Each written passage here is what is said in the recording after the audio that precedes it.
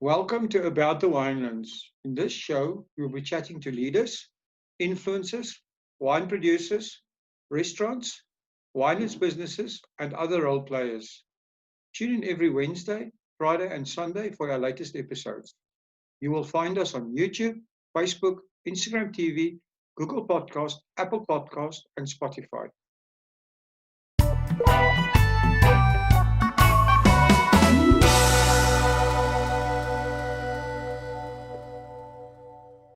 Before we start today's show, I just want to take the opportunity to say thank you to our sponsor of this show, Lisa Loves Wines. Lisa shared with me that she has a very special offer for our listeners today.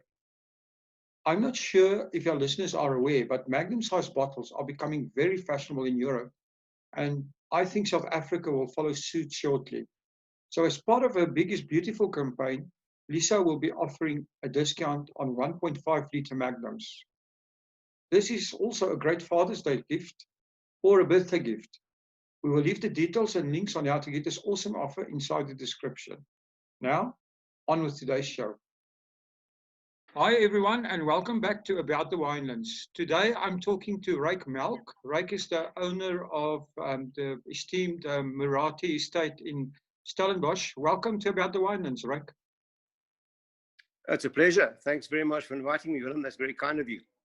No, it's our pleasure talking to you. Thanks for taking time out of your busy life. How is life treating you with your whole lockdown situation and everything? Are you guys coping? Yeah, I think we're trying to think out the box, trying to make the best of the situation. And you know what? There are a couple of things. One thing is you learn how to perhaps box a bit smarter. Secondly, with all the time on hand, it's funny how family time suddenly becomes very relevant again. I don't think I have consumed so many bottles of wine on 68 consecutive nights in my life before. But we've had some really good family time, good chats and all that. And that's made it special. The stress levels are obviously high. But at this time, you start valuing what you've got around you and how privileged we are. So there is positive stuff in this. Well, that's amazing. Maratti is such a special place. I remember from my students' days, it was one of the first places that we used to go on to wine tours. So I'd love to hear, and I know our listeners would love to hear a little bit of the history of Muratie and, the piece of heritage you have there. Can you tell us a little bit more? Yeah, look, I mean, it's, if you come and visit us at Muratie, everybody's welcome. What we do, I try, if they make special appointments, then I will sit and chat about the history because, this place you need time to come here, really. It shouldn't be a whistle-stop tour because we've got so much history here. If you think back we date back to the year 1685. So, what we did was my mother back in 1987 when the Melcks, my father Ronnie, bought the farm back from Annemie the spinster. My mother got a professor, Dr. Helena Scheffler from UCT, to do proper research on the farm. So Helena spent about a year in the archives and basically came up with this manuscript of the history, and it was so beautiful and rich that that is how we have taken Muratie forward from that research project she did. And that's where also a few years ago, about 8 years ago, I decided that I would start naming our wines after people that lived here over the past 300 years. So Muratie was established in the year 1685. So as a privately owned family farm, we, in the top 5 or so of oldest privately owned wine estates around in the country. And the history started with a certain German soldier called Lawrence Kampfer, who left the armed forces. He was a mercenary and was granted this land by Gouverneur Simon van der Stel. And with instructions in Groot-Hollands, beplanten, bepoorten, betimmeren, and bezaaien. And that is what he did here. So he came, cleared some land, tilled the soil, with the instructions given to him. But the problem that he had was, while he was a soldier, based at the Cape. His barracks were very close to the slave quarters and to the gardens of the Cape. And there he met a little slave girl who was working in the gardens, and her name was Ancella. And this little girl, Ancella, was born in the slave house. Her mother was taken from Guinea in West Africa in the year 1658 and put on a slave ship called Amersfoort. And that ship sailed via Guinea to Angola and then to the Cape. And in 1658, 120 slaves were brought here, and Ancella's mother was one of them. So Ancella was born, she was a product of the slave lady and probably a soldier or a sailor, that we don't know. But the point was, Ancella was born in the castle, in the dungeon, given a name, and in those days, any slave born at the Cape, the surname was always van der Kaap, so that the Dutch officials knew where the slaves came from. So we know about Anthony van Bengala, he came from Bengal, and so we knew where the people came from. So this little Ancella, she grew up in the slave house, and then when she was old enough, she had to work in the gardens where they grew all the vegetables, which supplied all the Dutch vessels sailing to the east, and that's where Lourens met her. So Lourens then comes out to Muratie. At that time, it was called the Driesprong. He starts his farming career here, his life, but his girlfriend, the love of his life, Ancella, clearly could not join him because she was a slave. So, and you know, Muratie is just outside Stellenbosch, and it's about, 35, 40 k's from Cape Town as the crow flies. So what Lourens had to do in order to see Ancella at the slave house was he had to walk on foot 3 days to Cape Town. And the non-slaves had visitation rights, so they could visit the slaves in the slave house.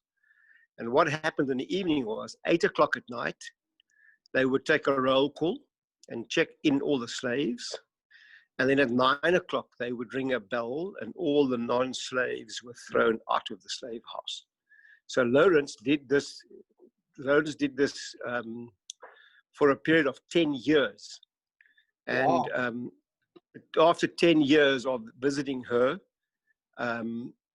Ancella really obviously wanted to join him here at Muratie. So Ancella had to do a few things. And that was, firstly, she had to become a Christian. So she had to have herself christened. Secondly, she had to be able to speak Dutch fluently.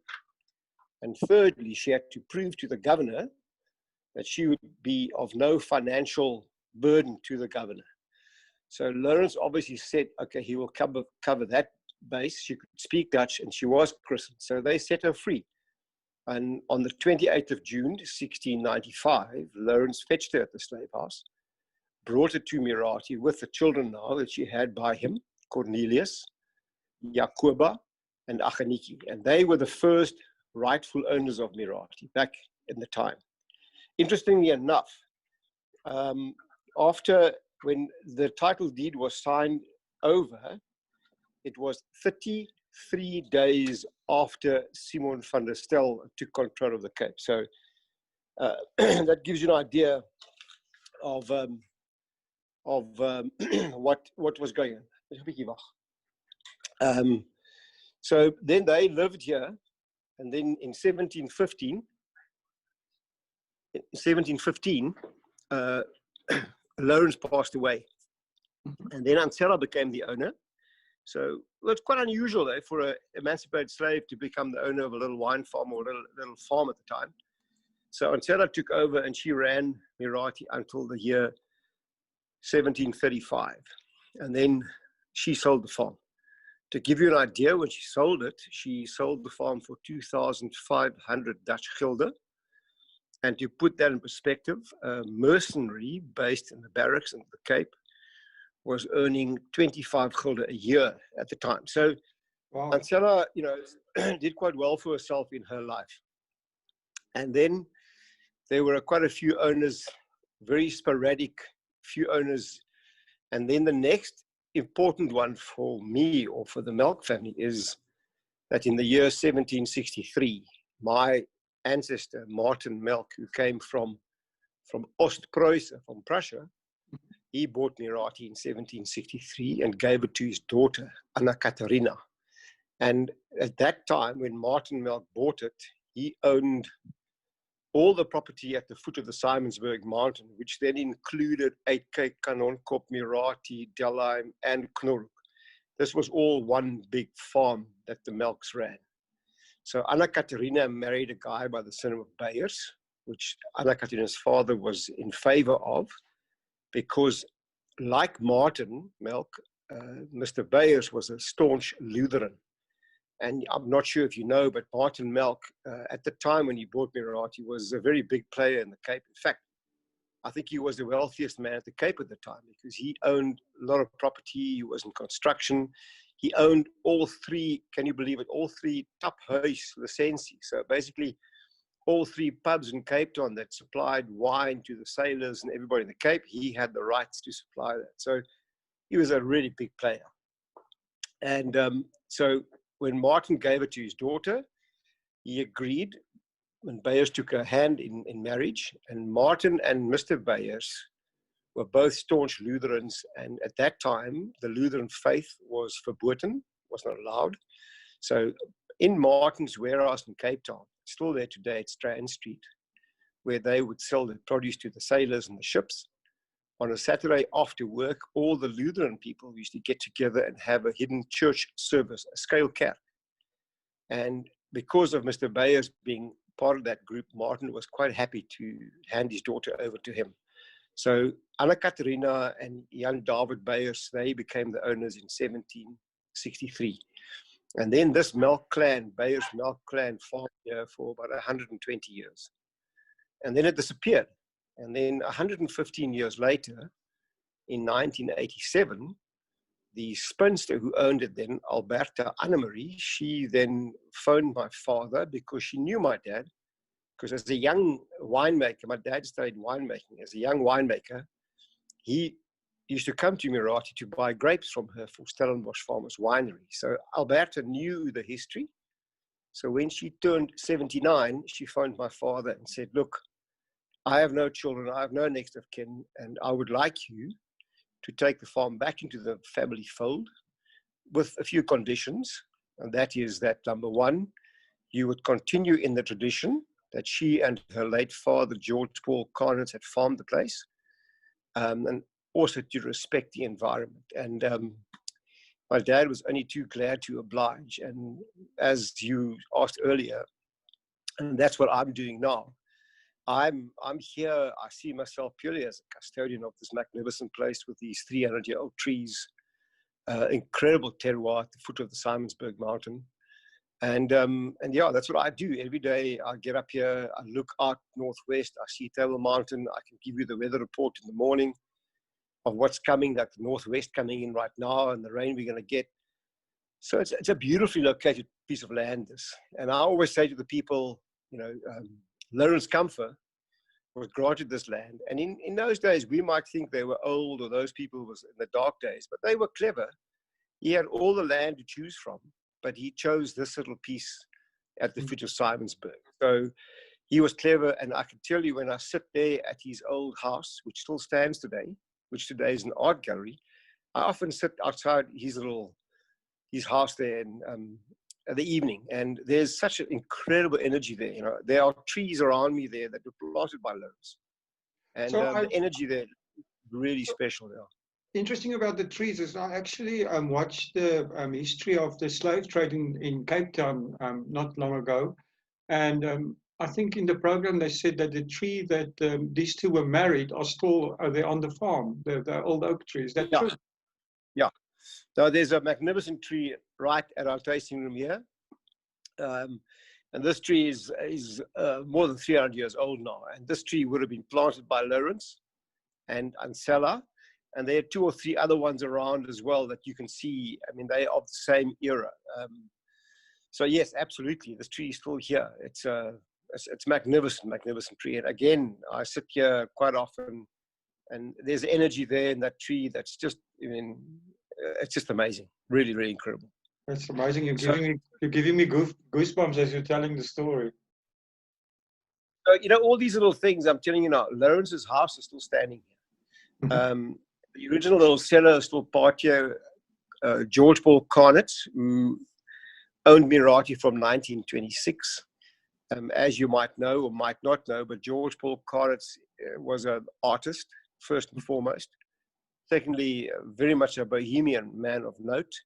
And thirdly, he bought Muratie on a whim because he loved the trees here. I read his journal the other day. And in there, he did say that he was completely blown away by these oak trees when he stumbled upon this place in 1926. And that's the reason why he bought it. And then by default, he had to speak because he was lecturing art at Stellenbosch University. So by default, he went to his friend, Professor Abraham Perrault. And Abraham Perrault was very friendly with all the German-speaking people, because Perrault went to Germany and he met a German woman there, which he married. So he had an affinity towards German-speaking folk. And he told Carnett, I will help you farm this place. And so when Carnett bought it in 1926, Perrault helped him. They sent out people here to come and look at the soil, etc., all that. And Perrault advised Carnett to plant Pinot Noir. So Carnett planted Pinot Noir at Muratie in 1927. And we all know that the first Pinot Noir to Africa was made here at Muratie by George Paul Carnett. So my Pinot Noir that we make here, very small amount, but we still make it, and I have named that after him. It's called the George Paul Carnett Pinot Noir. So that, you know, there's a story about George here, and his energy is here. He had an art studio that he built here out of clay bricks that he made, and he built this art studio. The size of the studio was dictated by the carpet that he put down there. And this carpet, a friend of his, a noble friend living in Cape Town, bought a grand piano in Hamburg and sent for this piano by sea. And obviously, to protect the piano, they wrapped the piano in a big old carpet. So when the piano arrived here in Cape Town Harbour, the carpet was slightly damaged, and his friend didn't want the carpet. So Carnett took the carpet, brought it to Muratie, put it up here outside the cellar, and built his art studio around the size of the carpet. I mean, it's bizarre. And then he built this art studio, which today is a little guest cottage. So it's called the GP Carnett's Guest Cottage. So people can stay there. It's just, you again get the energy of the old man Carnett. We used to paint there in the morning. In the afternoons, he'd go for a walk and look at his vineyards and talk to the people who were busy helping him making wine and growing his grapes. So, you know, there's just so much around here with the energy between the cottage, between Lawrence Comfort's house, between the oak trees, between the manor house that we have today that was built in about 1763 by the Beyers family. The manor house still stands there. It's exactly the same. Some minor alterations were done by George Paul Carnett. But the gable is a beautiful example of a neoclassical style. It's not the Gothic style. The later years, they were more neoclassical in the structure. They were not so elaborate, not so many curves and draaitjies, where Muratie is a good example of a neoclassical design Cape Dutch gable, basically. So the house is still standing here. It's being lived in 110%. And it's all part of the verf and the feeling that we have here. When we go into the vineyards, because of our terroir, we made a conscious decision about 20 years ago that we would respect the nature by using no pesticides in the vineyards. We release insects that we get to try and fight the mealybug. We are very, very conscious of that. We only pick our grapes by hand, so there's no machine driving through the vineyards and harvesting. It's all done by hand. And when we bring those grapes in, it's in smaller boxes. We hand select on a sorting table. We berry select. We use a lot of natural yeast. So for those who don't know, each grape, little korreltjie, has got its little yeast on it. So we use native yeast that's around in the cellar and in the property. We use what we call spontaneous fermentation. And all these things add to give a character that's very much unique to Muratie. So I'm very not strict, but I believe in that, and that is what we do here. So we try and keep it hands-on, as real as possible, and we still believe, you know, the truth is in the wine, and the wine must honestly speak for itself. George Paul Carnot had a beautiful expression. My quote for the wine expression is always, Carnot always said, "Seeing is believing, but tasting is the naked truth," and that's what we abide by. That's an amazing wine philosophy and winemaking philosophy. What else can you tell us about your wines? That's interesting. I see you guys are making port as well. When did this start? Yeah, look, I mean, I think, you know, I call it in the sort of the dark ages. That's there was a bit of a dark time here in Muratie when George Paul Carnot came in here in 1927, and he had all the expertise from Perrault, and he was doing some fantastic work. He fermented his grapes outside the cellar in open fermenters. He used a system of cold water copper pipes. He was one of the first guys that used some kind of cooling, you know, in his tanks, open tanks, concrete tanks. Then he went and then he built himself, at those days, state-of-the-art open fermenting tanks, stackable concrete, one above the other. They were stacked. And these tanks were built, the architectural design came from Algeria, believe it or not, in Africa, because remember the French were involved there. So the French made wine there as well. And that design, Carter's brought it here. And so they were fermenting and making one of these concrete tanks.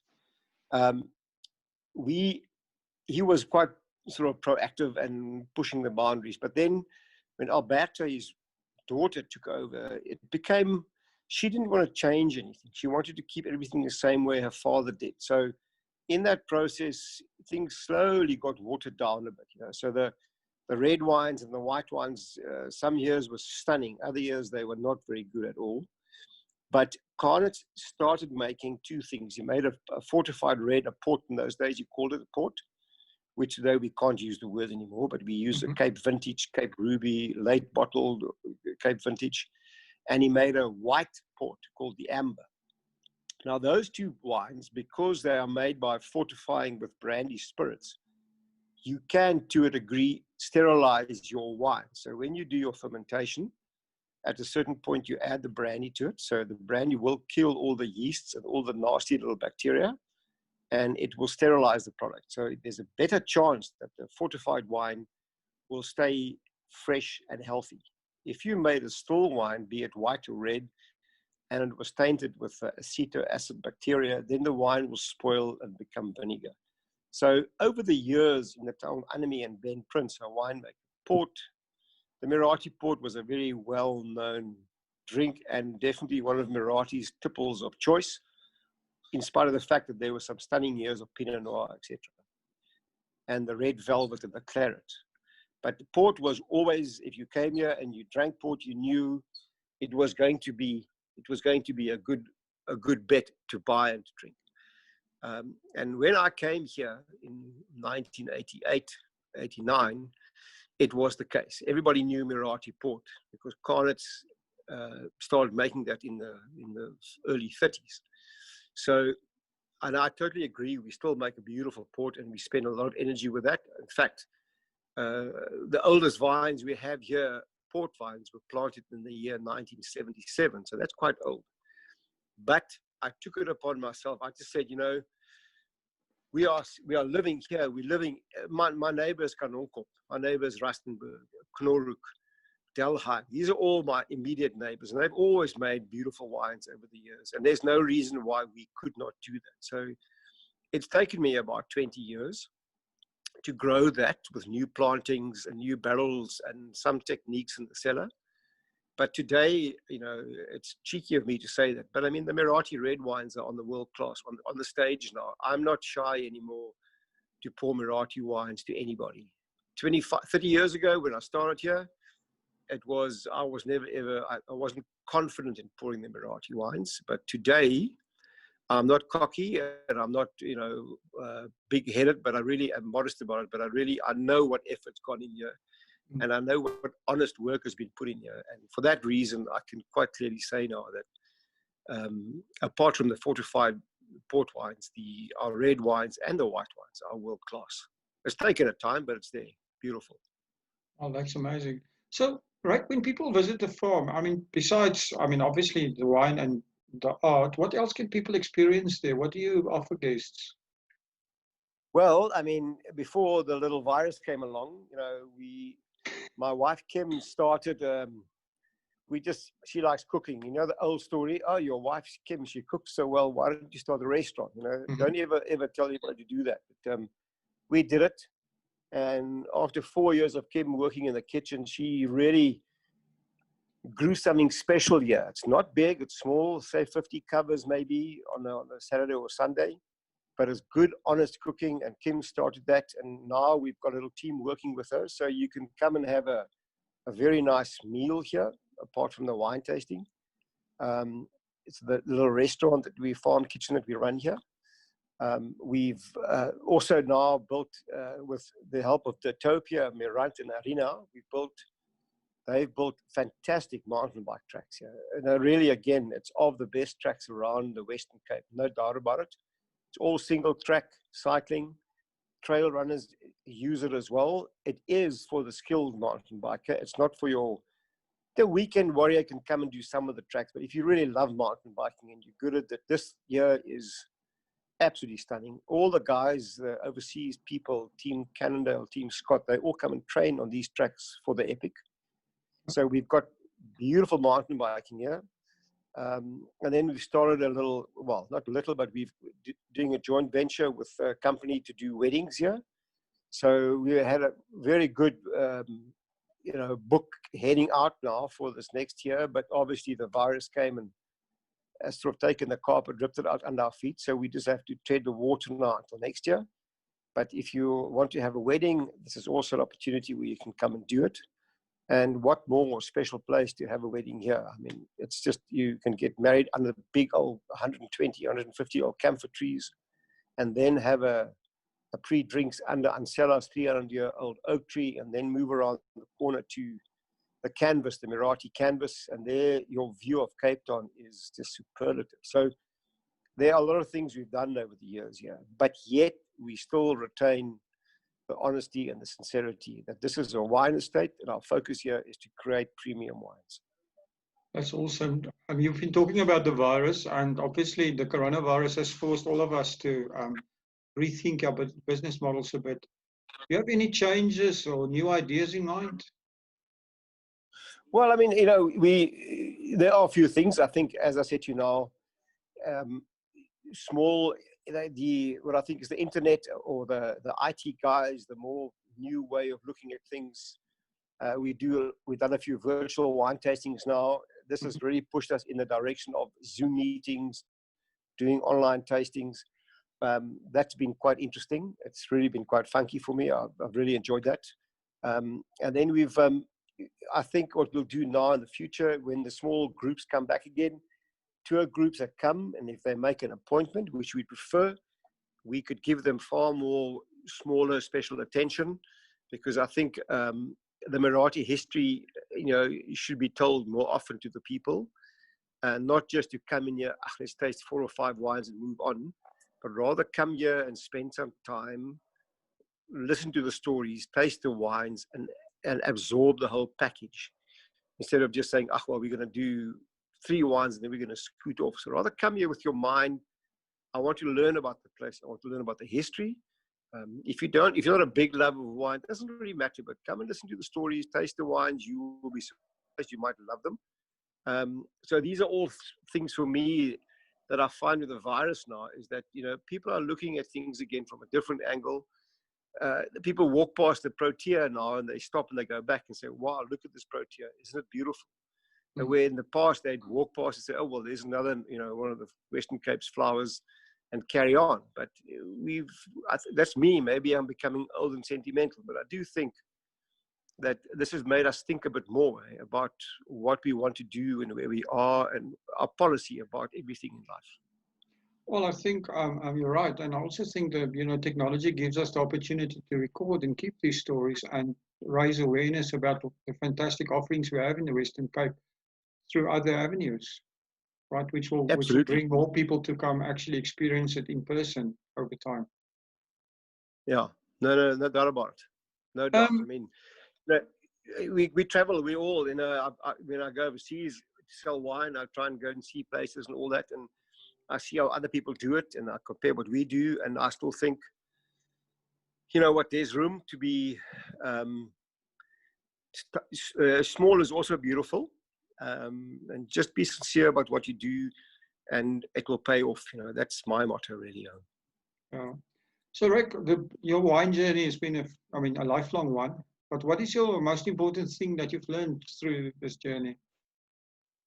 Well, as you can quite clearly hear from my conversation with you, is there are a few things. I mean, for me, the biggest thing is that making wine is anybody can make wine. Anybody can ferment grapes. Anybody can put it in a bottle, and you can put a label on there, and you can tell a beautiful story, and the consumer will probably read your story and listen to your story and maybe be blown away initially by what you say.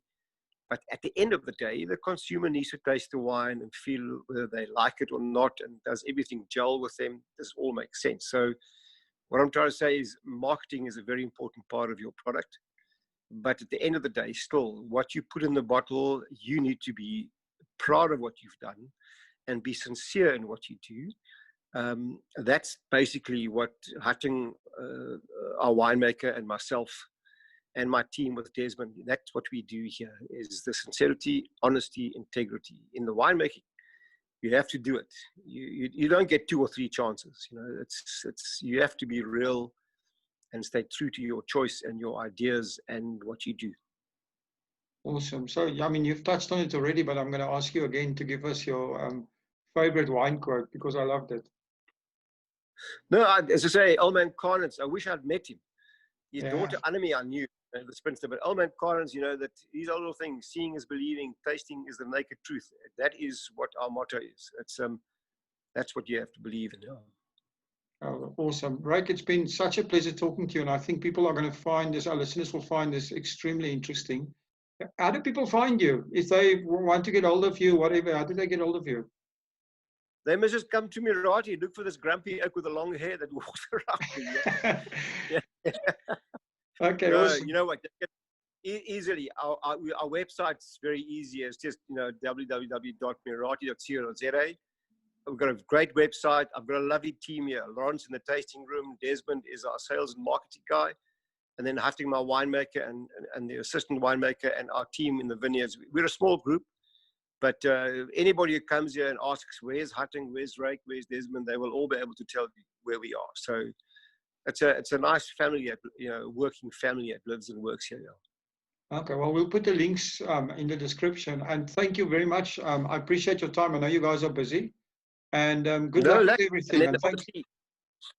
Yeah, and as we said, we'll do a little promotion on the Magnums now, so people can just follow up on that. We do for this season now, for the winter, and all the COVID time, we'll give a discount on our Magnums. We're doing this promotion, so they can just get in touch, with you or Lisa, and that's a nice little project we'll do as well. So there's some little surprise in there as well. Okay, that's awesome. Thank you very much, Rijk. All right, great pleasure. Keep well. Thank you for listening to today's show. Just a quick reminder that you can get that 1.5 liter Magnum discount. So hurry, get in touch with Lisa. She's at Lisa Loves Wines, and we have the link in the description.